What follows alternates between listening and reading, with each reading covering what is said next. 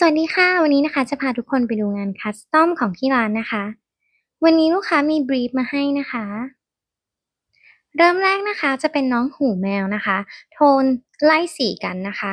หัวนาฬิกานะคะเป็นแบบขีดค่ะลูกปัดเป็นดอกไม้เซรามิกค่ะแล้วก็ปลายสายนะคะห้อยด้วยดอกไม้สีม่วงค่ะภาพรวมนะคะลูกค้าขอเป็นโทนสีชมพู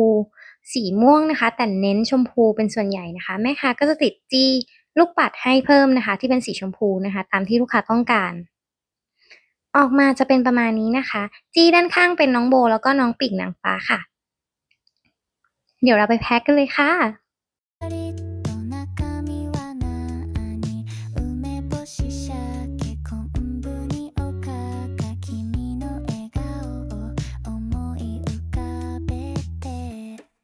美味しいおにぎり作